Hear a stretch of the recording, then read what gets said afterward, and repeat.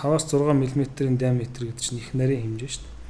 Тэрэн дондор багтах хэмжээний нарийнхан дуран ашиглаж шээсний замаар нь ороод ахаад чулууга тэн дондор өшөө нарийн лазерын ширхэг гэж байдаг. Одоо зөөрлөж яриул нэг юм бүдүүхэн сатурк шиг хэмжээний. Тим юмар чулууг ингэ захаас нь аваад ботл чимтэлчин л авна гэсэн утгатай л та. Тэгэхээр лазераар ингэж ботл. Энэ лазераар ботж авах хаалганы гол давуу тал нь чулууг ер нь бол бүрэн ботолж чаддаг. Сайн байцгаана уу? За тэнгэр даатгал болон сонготой эмнэлгийн хамтан бүтээдэг эрүүл мэндийн подкаст гэж байна. Өнөөдрийн манай дугаараар өөрийн мэдслийн эмч Тайванбат эмч оролцож байна. За тэгэхээр бид хоёрын өнөөдрийн ярилцах сэдэв бол бөөр болон шээсний замын мэдсэлтэй холбоотой мэдсэл хийхээс аргагүй болсон тэр өвчлөлтэй холбоотой ярина. Тэгэхээр ер нь бөөрийн өвчлөлт монголчуудын донд хэрвээ одоо өөрийн чулуутай болсон бол шууд мэдсэлд орж ахуулах уу? Ямар аргын мэдслүүд ер нь одоо орчууд хийж гинэ вэ? За бөөр шээсний замын эрхтнүүдийн мэдслийн өвчнүүд за тэн дондаа чулууг яг ингээд олон юм байдаг. Эхний жилийн чулуунаас эхлээд дээрээ те. Шээсний замын чулуу нэг одоо яг таны асуултын дагуу яг ямар аргууд байдаг вэ? Яагаад хаалганд орох шаардлага гардаг вэ энэ гэдэг нь юунаас хамаарах вэ гэхээр чулууны өөрийнх нь одоо хэмжээнээс шууд хамаардаг. Дээр нь тухайн хүний бас төрөлхийн бүтцийн одоо эргэтэн системийн бүтцийн онцлог гэж байдаг. Төрөлхийн одоо өөр хэлбэрийн бүтцтэй зарим гажгууд байна. Эсвэл өмнө нь одоо үүсчихсэн өвчлөлөөс үүдэлтэй хоёр дахь өөрчлөлтүүд байна. Мөн гэмтэл тослоос үүдэлтэй ч гэдэг юм. Энэ юмнаас их олон хүчин зүйлээс хамаардаг л да. Чулууны хэмжээнээс хамаарч мэдслийн заалт гаргах нь хамгийн нийтлэг болно та. Тэгэхээр энэ нөгөө шээсний замын чулуу ихэнхдээ яаж онцлогддог вэ гэвэл дийлэнх нь хүмүүс санамсаргүй байдлаар өрсөн сэргийлэх үзлэгээр онцлогддог. Зарим яг ч юм уу компьютер томограф ч юм уу юм багжийн дүрслэлийн шинжилгээгээр онцлогдох нь их байдаг. Зарим тохиолдолд өвдөж онцлогддог. Одоо нөгөө чулуу нь бөөрөн дотор байсан чулуу нь байсан газараас хөдлөөд бөөрнөөс шээс рүү дамжуулах юм сувг гэж байдаг. Тэр сувг руу орохоор их хүчтэй байдаг. Тэр сувг өөрөө их булчинлаг их мэдрэмтгий гэж ойлгож болно. Тийм хэрэгтэй байдаг байхгүй. Тэгээд тэрлүү чулуу орсон тохиолдолд их хүчтэй өвдөлт өгөөд тэгээд эмнэлэг тандаж онцлогдох нь бас нийтлэг байдаг.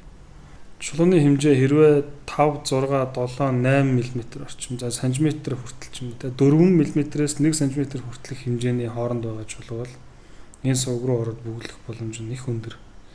Энэ бол цаашаа бас гарахгүй гэсэн үг.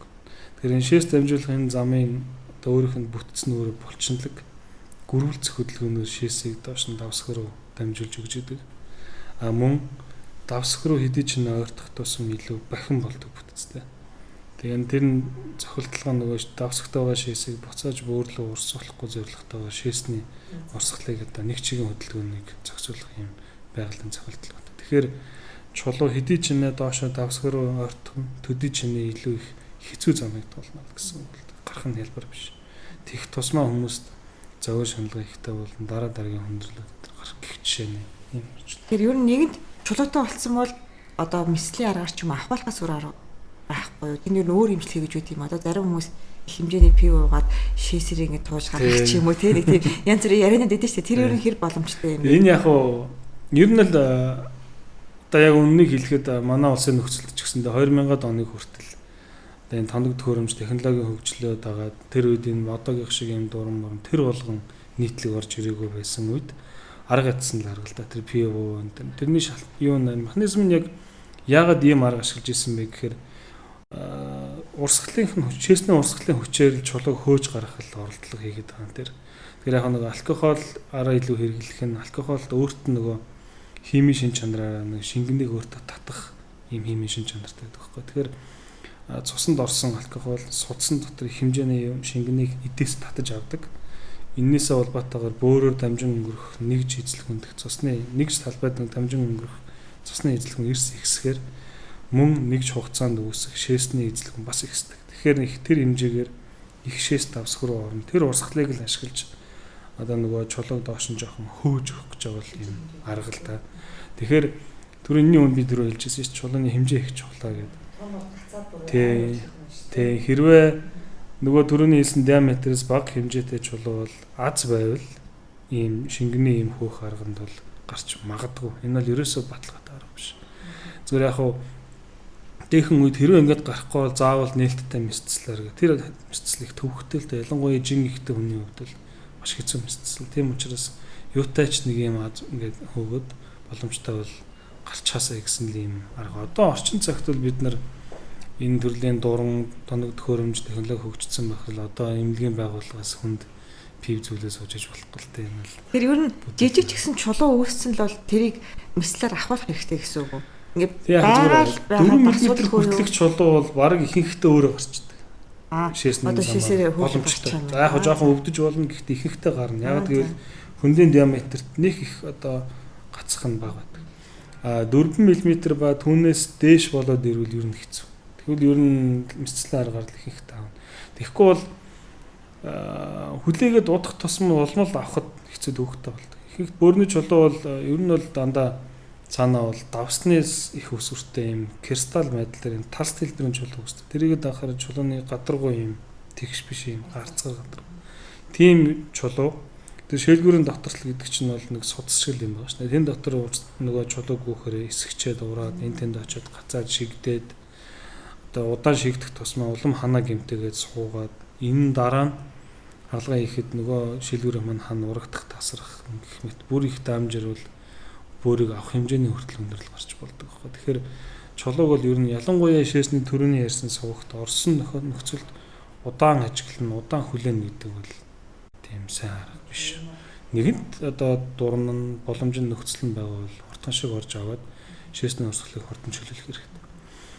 Ер нь шээсний замын чулууны үед нэг юм чухал зүйл нь чулууг яг авах нь нэг номерын асуудал уу эсвэл чулуугаар бөглөрсөн шээсний урсгалыг чөлөөлөх нь нэг номерын асуудал гэдэг нь их чухал. Ер нь чулуугаар бөглөрсөн урсгалыг чөлөөлөх нь нэгдүгээр асуудал гэдэг. Тэгэхээр заримдаа нөхцөл байдлаасаа болоод чулууг үлдээгээд юу шаттай хаалга хийдэг ч юм арга техникүүд бол бий.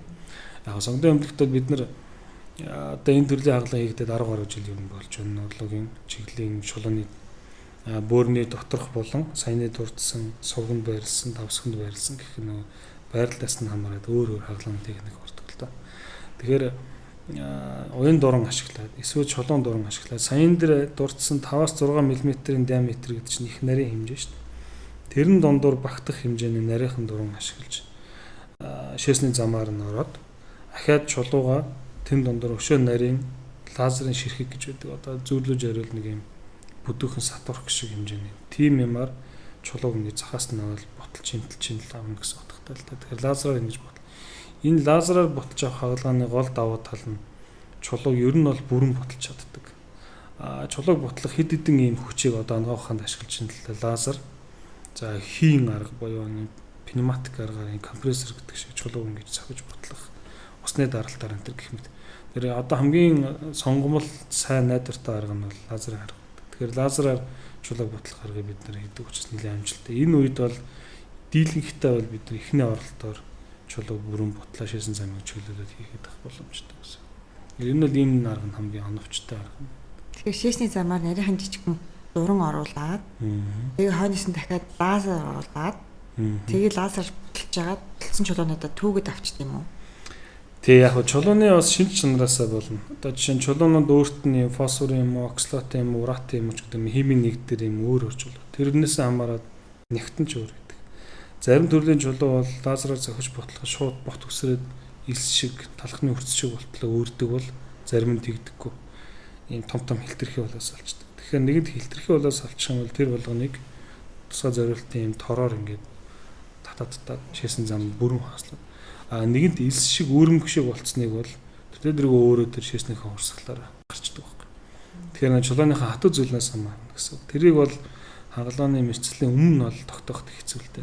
Яг хагалгааны явцад тогтдог. Аль ч байсан гэсэн тэгээд хагалгааны мөн чанар бол өөрчлөгдөхгүй. Чулууга бутлна, замаа суллна, чулууга биенээс гаргана гэдэг зарчмаа бол ардталгүй барина. Шээсний замаар орж яваад камер гэдэг чинь маш нарийнхан жижиг юм байна. Тийм маш нарийнхан. Хэдэн метрийн диаметртай ах вэ? Одоо яг чинь оюун дуран гэдээ ярих юм бол 3-4 мм. Яг тэр бас адилхан сайзоттой байдаг үйлдвэрлэгч нараас. Тэн дондор нь тэр чинь өөрөө тэр камер гэдэг чинь их өндөр технологи юм багж бас дарах гэдэг чинь нарийнхан юм.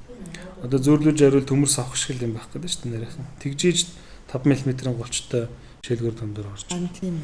Тийм. Тэгэхээр голч нь ерөөсөө л нэг 3-аас 4 мм. За ихтэй 5 мм хүртлээр өргөсдөж явдаг. Тэгэхээр тэр нь өөрөө нэгэн дүрсээ хараад дүрсээ боловсруулаад дээр нь гэрэл өгөөд тэгээд дахиад хажуугаар нь нөгөө лазер явах, саны тор явах юм ажлын сувг гэж нэрлэдэг сувг яваад гэх мэт ийм технологи юм байдаг. Болохоор их нарийнхан дуран байдаг.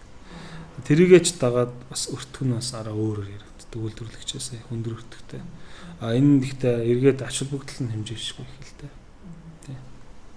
Нээлттэй хаалга хийснээс одоо саняаш ингээд урангийн хаалга хийсэн нөгөө өвчтөндөө илүү хурдан хугацаанд идэг нь гэсэн бодлого бас байгаа шүү дээ. Тий. Ер нь одоо яг энийг ярангуут одоо нөгөө нэг мэсцлийн чанар хүртээмж түүнийг дагаад одоо нөгөө хүмүүсийн хамгийн их тулгамддаг эдийн засгийн асуудал өртөг зардал гэдэг юм яригдана. Шээсний замын мэсцлийн үед энэ доронгийн мэсцэл нь ер нь бол тодорхой хэмжээний мөнгөн өртөг мэдээж ордог. Саяны хэлсэнчлэн ийм өндөр технологи ашиглаад ирэхээр. Тэгэхээр энэ нь хүндээ ямар нэгэн хүндрэл үг төр хэлнэ шүү дээ. Тэгэхээр хүний эргээд хэдийгээр мэсцэлд орж байгаа ч гэсэн буцаад нөгөө нэг амьдрах чадвар буюу амьдралын чанар гэдэг юм хурдан нөхөн сэрэх боломжтой гэсэн. Ер нь одоо дэлхийд даяараа энэ аливаа мэсцлүүд, мэс ажилбарууд тэр даяараа ер нь эмчилгээний зарчим өөрөө хүндээ хамгийн аюулгүй бөгөөд одоо бага хөнөөлттэй буюу минимал инвазив гэж нэрлэдэг байгаа тийм. Бага хөнөөлттэй энэ аргыг л ашиглаач гэдэг юм зөвлөмжөөр дэлхийд даяараа эргэж яваад эхэлсэн. Олон жил болж байна. Тэгэхээр энэний дагуу үүссэн технологийн одоо дэвшилттэй хэсгүүд нь энд яригадаад байна гэсэн. Тэгэхээр тэр өндөр технологид хэдийгээр тухайн үедээ өртөг зардалтай боловч хурдан нөхөн сэргэн гэсэн. Энэ нь юу гэсэн үг вэ гэвэл ер нь яг энэтэй холбоотой ярихад эрүүл мэндтэй холбоотой хүний яг одоо биес өөрөөс нь гарч байгаа эдийн засгийн зардлыг тооцоолоход нэг юм өөр ойлголт яригдана л та. Яг одоо эмчилгээнд та ороод карманаас гаргаж ирээд төлж байгаа тэр өртгийг одоо эрүүл мэндийн холбоотой өртөг зардал гэх юм уу? Эсвэл та тэр өвчнөөс болоод одоо нийгмийн хүрээллээс тодорхой хэмжээнд тусгаарлагдчих шүү дээ. Ажлыг хийж чадахгүй болж байна те. Одоо бизнес хийдэг хүмүүс бизнес хийж чадахгүй болж байна. Энэтэй холбоотой гарч байгаа тэр хор хөнөөл алдагдлыг өнөөдөр яг өртөг зардал гэж үзэх үү? Тэгэхээр тухайн хүн өөрөө нийгэмд ямар байр суурьтай юу хийж бүтээж чаддаг тэр юм энэтэй шууд утгаараа холбогдсон. Одоо тэгэхээр хэн ч гэсэн өөрийгөө нийгэмд би үн цэнэгүй гэж хэлэхгүй шүү дээ. Хүн болгоно л чухал. Тийм учраас хэдий ч нэ та хурдан сэргэж хэвийн амьдралдаа буцаж орно. Төдий ч нэ л та хурдан сэтгэл санааны хувьд ч эдийн засгийн хувьд ч юм болно. Тэгэхээр иймэрхүү аливаа мэсцлээ ганцхан одоо дөвөө шээсний замч гэх юм байхгүй. Ер нь аливаа мэсцлийн ийм бага хөнөөлттэй өндөр технологи ашигласан ийм мэсцлүүд нь дандаа энэ рүү чиглэсэн байдаг учраас тэр хүн аль болох хурдан сэргэж чадвал хурдан л тэр хүн эргээд мөнгө орлогондоо хүрнэ, эргээд хэвийн амьдралд орно. Тэгэхээр энэ нийт дүнгээрээ бодоод үзэхээр энэ талаар хийсэн судалгаа зөндөө байт юм байна. Барууны орнуудад Америк, Европ руу энэ. Тэгэхээр яг үүндээ бол нийт гарсан зардлыг тооцоод үзэхэд бол нэг хол зөрөө гардггүй юм л та. Тэгэхээр энэ дээр бас манай иргэд одоо бас нэг үе явах хүмүүс айгүйх энэ тал дээр ойлгоц өндөртэй болчлоо. Дээр нь одоо бас эдийн засгийн янз янзын эрүүл мэндтэй холбоотой юм спорт юм их дэмжлэгтэй юм их болчлоо шүү дээ. Эрүүл мэндийн даатгалын хувийн даатгалын компаниуд ч гэдэг юм уу те. Тэгэхээр энэ бол нэлээд тийм ач холбогдолтой сайн л зүйл л дээ. Тийм. Өнөөл багтаа гэдэг чинь бас айгүй чухал шүү дээ. Эслэг хийхдээ босоод эрхтнүүдийн гэмтэл маш бага хичүүлэхээр тэгээд нөгөө хүндээ бас хурдан идэх боломж олгож бисэл хийж ийн гэдэг чинь. Тийм яг үн сая бас яг мөнгөтэй харьцуулахгүй бас. Тийм мөнгөөр харьцуулшгүй. Хүний эрүүл мэнд гэдэг чинь яг зүгээр яг хүмүүс айгүй их нөгөө одоо бидэрт өдөр тутамд ингээл хувийн эмнэлгийн зовлонон дээр л та ингээл хүмүүс ирэл мөнгө айгүйх асуудаг. Тэгээд бид нар хэдийгээр бид нар хувийн эмнэлэгч гэлээ гэсэн эмч хүний нөгөө эрүүл мэндийн байгууллагт үзүүлж байгаа тэр тусламжинд мөнгө яриад иж бид нар хийж болтгоо. Тэгэхээр хүнтэй бид нар ингээд наймаалцж байгаа юм шиг юм. Эцэж тийм байдал үүсгэж болохгүй л да. Тийм учраас хүмүүсээс биднээс хамгийн их асуудаг асуулт ингэж асуудаг. Тэр болгонд энэ тайлбарыг толгой дараалан хэлдээ суух нь бас тохиромжтой ч үе байна, цаг нарын ч үед хэцүү тохиромжгүй ч үе байна те. Тэр яг энэ дашранд би энийг бас хүмүүс зөв ойлгож ийм бас юм ялгаа байдгийг шүү. Хүн болгон өөр өөрийнх нь боломжинд тулгуурлаад ойлгож хүлээж авах байлгүй дээ те. Тийм. Тэгэхээр энэ бол ер нь бол энэ талаас бол сая миний ярьдаг бол зөвхөн эдийн засаг талаас нь ярьж байгаа. Одоо клиник талаас нь ярих юм бол мэдээж эдгээр технологиуд бол маш өндөр даваа талтай. Жишээ нь бид нар нээлттэй мэдслээд одоо бас 20 жилийн өмнөх хүртэл дэлхийд даяараа ингээл их их орнуудад нээлттэй мэдсэлтэй хамгаа байлаа шүү дээ. Тэр үед бид нар ингээд чулууг авах гаднаас нь зүсээд нэгээд аваад буцаагаад гоёол ерөнхийн нэг юм логик код нэг юм явна шүү дээ. Тэр бол одоогийн дурангийн үетэй харьцуулшгүй. Яг тэгвэл дуран бол хизээч хүн төрлөخت нь харж үзээгүй байсан шээлгүүр доторх бүтцийг бодит хэмжээсээс 20-30 дахин томруулаад одоо ECD тэгээ 4K дэлгэцээр 3D орчин энтергээд ингэж нарийн харж байгаа. Тэнд жинхэнэ салстын эрт үеийн өөрчлөлт. Одоо яг одоо би чулуу яриад л тавдар мавдар яриад эхлэх юм бол бүр өөр юм яриад эхэлнэ. Хэд дахин томруулаад бүр илүү нарийнаар харах. Тэгэхээр ил дэсийн өөрчлөлтийг илүү эрт төвшөнд, илүү юм микро төвшөнд нүдээр харах болох үс байж болох хамгийн тодорхойтой дүрслэлс ч гэдэг юм. Энэ чинь бол маш их том ач холбогдол баг. Энэ бол бүр юм мөнгөтэй харьцаа биш. Тэгэхээр энэ бол яг зөвхөн одоо энгийн иргэдэд бол энэ тэр болгон ойлгоход төвхтөл та биднэрт эмч хүмүүст бол энэ бол маш том юм давуу талыг үүсгдэг учраас ер нь бол технологи бол технологи шүү дээ. Тэгэл жилээс жилд хөгжиж байна. Одоо үнээр солиорлж байна. Тэ. Монгол улс гэхдээ нэг энэ тал дээр бол их хол хоцроогүй л гэж боддог. Тийм үү. Танай бол хамгийн сүүлийн үеийн дурангийн аппаратуудыг ороод ирсэн юм биш. Би яг тэр мэсэл орсон л доо. Ороод харж байхад ерөөсөө яг ингээд 3D кино шил зүгээд үзэхээр яг дотор нь орсон юм шиг. Яг хүний тэр гиз дотор орсон юм шиг санагдаж байна. Тэгээ дээрэс нь нөгөө бодит хэмжээднээс нь хэдэн 100 дахин томруулчаар ялгсан судсууд маш тод. Тийм яг одоо тэр чинь тэгээд тэр дундор ингээ хаачлахтаа яг судсын тааруулахгүйгээр ямар ч цуц гаргалахгүйгээр сас дундор ингээ хаачлах боломжийг олно. Тэгээ ер нь альва мэдслийн нэг том суур ойлголт юу вэ гэхэлэр тухайн мэдсэл хийж байгаа эд эрхтнийг ойролцоо бусад одоо эд эрхтнийг гэмтэх тухай асуудал авих яригддаг. Дурангийн технологи ашиглахын том давуу тал нь за одоо тэр жижиг зүслэг барих өвдөлтгүй байх мах нэг хэрэг. Ахаад гэлэнийг талаасаа нөгөө нэг аюулгүй байдал эмч нөгөө энгийн нүдээр харж чадахгүй. Жишээ нь ингээ бид нар энгийн үед бол нээлттэй мэдсэл нэг хүнээс хийж байгаа талбайгаас нэг дунджаар 40 орчим 50 орчим см-ийн занаас хийж байгаа шүү дээ. Тэгэхээр дурангийн хаалга бол 15-аас 20 дахин томруулаа. Тэгээд энгийн нүднээс хэд дахин цэвэршилтэй нөгөө нектаршилтэй дэлгэцэн дээр хараад тэгээд нүдээр харж чадахгүй юмыг наагур цаагуурн тойрч харах. Энд чинь бол хизээч бодит хаалган дээр мэдэрч чадахгүй зүйл байхгүй. Гэх мэт энэ давуу тал хэлсэн дээ. За тэгэхээр энэ мундаг нарийн дурангаар одоо зөвхөн бөөрийн чулуу авахаас өөр ямар бэлсэл хийх боломжтой вэ? Яг зөндөө юм би. Яг зөв хамгийн нийтлэг гэх юм уу одоо биднэрт их тохиолдож байгаа нь хавдруудын кейс ярих зүг байх гэж бодож байна. Одоо өршөөсний замын эрхтнүүдийн тэн дундаа бөөрний, давсхны, төрөвлжирхайны гэдэг ийм хортой хавдрууд, хоргоочтой, хортойчтой хавдрууд зөндөө байдаг. Эдгээр эрхтнүүд хавдруудыг мөн ялгаа авахгүй дурангаар хийх бүрэн боломжтой. Одоо яг аль дурангаар хэрхэн яаж гэдэг нь бол нөгөө тухайн өвчнөөхөө уушаад хүндийн зэрэг энэ дээрээс тархац зэрэгээс хамаарат өөр байдаг л да. Тэр одоо жишээ нь одоо бүр ийм болсон шүү дээ. Жишээ нь төрөвлжирхайны ч гэдэг юм уу хавдрын, давсхны хавдрын ч гэдэг юм их хүнд уушаад одоо ингээд аль хэдийн тархацсан бүтэн тухайн эрхтнийг гүйцэд авахсаар аргагүй болчихсон тийм. Эргэтэн хадгалах боломжгүй. Энэ үед хүртэл одоо дурангаар хийгдэх боломжтой. Жишээ нь манай дээр бол давсхыг бүтэн одоо аваад оронд нь нарийн гидсээ давсаг орлуулад хийгч гэдэг юм уу эсвэл шээсийг өөр замаар биес гадагшлуулах техник хийгч гэдэг юм. Энэ бол одоо энэ урлагийн салбарын хамгийн том хагалгаануудын нэг багхгүй давсхыг бүтэн авна. Энэ бол жишээ нь дурангаар хийгдэх жишээтэй. Хэдийгээр энэ том хагалгаа боловч хүндээ нөгөө нэг л хөнөөл баг гэдэг юм хэвээр хадгалагдчихл байдаг.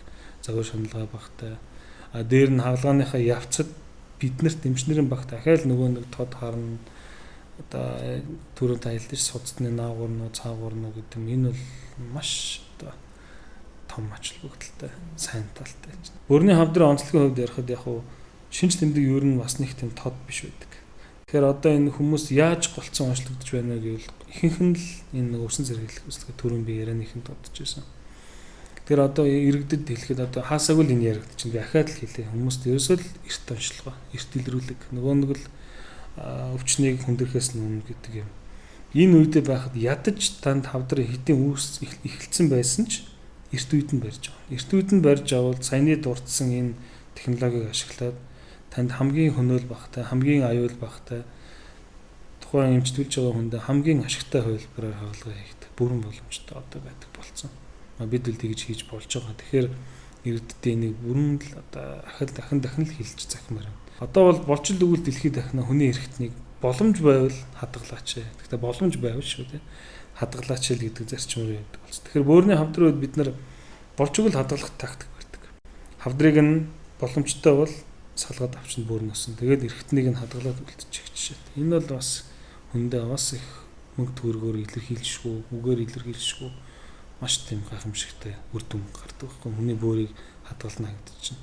Яг бөөрийн хувьд бол харьцангуй хос эрхтэн учраас зүгээр зайлшгүй тохиолдолд бөөр бүтэн авах тохиолдол гэж бий л дээ. Тэгээ авахд бол нөгөө талын бөөр ажиллахад хүний амь наснд юу юуг аюул занал учрах нь бага. Гэхдээ 100% байсан 50 болно гэдэг чинь чанарын хэмжээлээр яригдсан шүү дээ. Тэгэхээр ер нь бол бөөрийн өвчин одоо илтэй адилхан дүлийн өвчөөс хүмүүс мэдхгүй яваад идэм биш үү? Одоо их ахтар хөдлөггүй яваад. Тий, нөгөө аливаа ер нь оройтдаг гэсэн үг үү тий? Хэрвээ та явахд эмнэлэгт хандахгүй яваад байвал бөөрийн хавдар бол танд нилээн хол явж иж одоо дуурч эхэлдэг. Тэр үед нь шалгахад ихэнхдээ баг ойрын зайны эрхтнүүдийн үсэрхийлэл өгсөн зөвхөн мэдслээр асуудал шийдэгдэх үе шатаа давцсан, жогмоо давцсан байх нь олонтой. Тийм учраас ер нь онцлогоо бол том чухал гэсэн үг.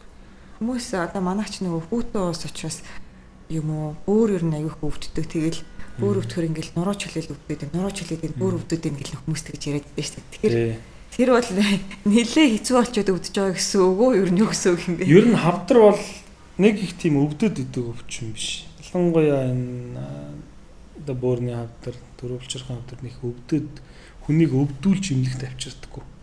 Голцоо ийм шээс цустай гарлаач гэдэг юм уу те. Эсвэл шээс хаагтчлаач гэдэг юм уу ийм дөрвөлчрхэн хавдар ялангуяа гэдэг юм. Түүнээс биш нэг өвдөөд явуулаад ирэх нь бол хавдрын хувьд бол нэг тийм. Харин чулуу бол эсэгээр маш хүчтэй өвддөг өдөр ярьсан дээ. Бөөрийн хавдрын хувьд уг нь бол онцлоход тийм хэцүү биш. Яхаа бол баг эрт үеийн хавдрыг бол 80% ямар ч байсан зөв хортой хоргоог нь ялгадаггүй маа гэхэд энд нэг юм байна шүү гэдгийг бол яхаа бол маш хялбар бөгөөд хямд төсөр илбэг ямар ч хор хөнөөлгүй юм шинжилгээ шүү дээ. Хэдэн зуун удаа орсон ч ямар ч аюул байх. Манай өнөөдрийн подкастыг Тэнгэр даатгал нийгмийн хариуцлагын хийж байгаа. Бид нэр доктор цэгмийн сайтаар дамжуулан хүмүүстээ үн төлбөргүй эрүүл мэндийн мэдээлэл өгдөгөө манай сайтаар өдөр бүр 5-8 мянган манай сайтаар эрүүл мэндийн төлбөрөө зөвлөгөө мэдээлэлүүд авдаг. Та бас тэнцвэртэй эрүүл мэндийн мэдээлэл байвал доктор цэгмийн сайтаас орж харж болно шүү. Хавдар дээр нэг зайлшгүй яригдах зүйл нь энэ шээсний доод замын буюу давсаг ба түүнээс доошх шээсний одоо эргэтнэстэй томат эргэтнүүдийн хавдрыг яригдана. Одоо альва хавдрыг хүмүүс ингээ ном сэтгүүл уншиж байхад юмуд үзэж байхад насжилттай ер нь шууд хамааралтай ажиглагдаж байгаа. Одоо таач баг нэлээд олон подкаст хийсэн. Ер нь сонсоод байхад насжилттай шууд хамааралтай болоод байгаа. Давсагны хавдрын хувьд нэг яг энэ тал дээр залуу хүн тохиолдох нь айгүй түгээмэл байдаг. Нэг юм онцлогтой. Энэ нь нөгөө нэг талаас мэдээж удамзын хүчин зүйл тухайн хүний ер нь альва хавдар удамзын хүчин зүйл тэгээд орчны нөлөө гэдэг юм хоёр юм дандаа явж байдаг бүх хавдрууд дээр. Энэ шээсний замын бүх хэрэгтэн дээр ялгаа байхгүй. Давсагны хавдар дээр тамхи ер нь аяг их нөлөө байдаг. Янжир тамхи одоо утаат тамхи шүү дээ. За одоо одын цахилгаан тамхиг судлаа л байна тий. Сайхан гарч ирлээ шүү дээ. Тэр үр дүн магадгүй гарч ирэх гарч ирэх. Ямар ч байсан нэг нөлөө гарч ирж таа. Тэгэхээр өнөөдрийн хүртэл одоо ямар ч ном сэтгүүл сурах хүчиг хүмүүсийн том профессоруудын гаргаж байгаа ном дээр уншихад тамхины шалтгаан бол давсагны хавдар дээр бол нэг намарт үргэлж одоо байраа алдахгүй явж байгаа. Тэгэхээр тамхи бол гарцаагүй шалтгаан мөн. Бид чинь тамхит бол уушгины хорт хавдар гэж боддог. Гэтэл тий. Давхар бас шээсний зам. Тийм ээ. Бас одоод эзний хавдрыг бас үүсгэх маш том болт юм шүү дээ. Тий. Тэр хүмүүст ойрхон байдгаар нь ярихад бол тамхи бол ямар ч үсэн шээсний замд нэлээд өндөр нөлөөлдөг байх. Температур манайч нөгөө хүүтэн ус учраас хүүтэн хэд нөлөөлдөг. Одоо ер нь сонсоход ялангуяа эмэгтэй хүмүүс бүгдээрээ цистит тусдаг. Тэр олон дахин цистит тусж байгаа хүмүүс давсагны хорт хавдар тусмаал өндөр байд юм уу эсвэл энтэй ямар ч хамаагүй юу? Яг огт хамааралгүй гэж хэлж болохгүй. Гэхдээ яг цистит одоо яг ингээ хэлчих юм бол цистит төр өвддөг хүн болгон би хавдартай юм биш үз гэдэг айдсан төрөөд бас ингэж нийгмийн сэтгэл зүйд нь буруугаар сөргөр нөлөөж болохгүй л дээ. Миний хувьд болохгүй. Зүгээр ямар ч байсан мэдээж та өвчнөө эдгэх хэрэгтэй. Тэр нь цистит нь хүндж бай, хөнгөнч бай та идэх л хэвээр. Хит их олон удаа олон давтамжтай өвддөг. Түүнийгээ тоодоггүй те. Эмийн замбраагүй хэрэглээтэй. Ийм байдал нь бол мэдээж хавдрын одоо давсгны хавдар үүсэх эрсдлийг нэмэгдүүлнэ. Тэр л ойлгомжтой. Циститээр олон өвдөн энийгээ тоохгүй байна гэдэг нь энэ эрсдлийг бол нэмэгдүүлнэ шүү. А түүнээс биш одоо 5 циститийн дараа та хавдрын гэж хэлж байгаа юм биш. Хүн болгоны өөр өөрийн индивидуал онцлог гэж байдаг. Өөр өөр байдаг. Тийм учраас ер нь энэний чинь цаад мөн чанар нь ахаад л нөгөө эрүүл мэндтэй цаг алдалгүй жил бүр ингээд хаахрамжтай хандаач л гэдэг юм дээр л очино л та. За манай өнөөдрийн дугаарт оролцож өөр болон шийсний замын мэсгийн талаар илэрхийлэн тайлбар өгсөн тань байна. Баярлалаа. Таны цагт ажил. За баярлалаа. Та бүхэнд ч гэсэн амжилт хүсье.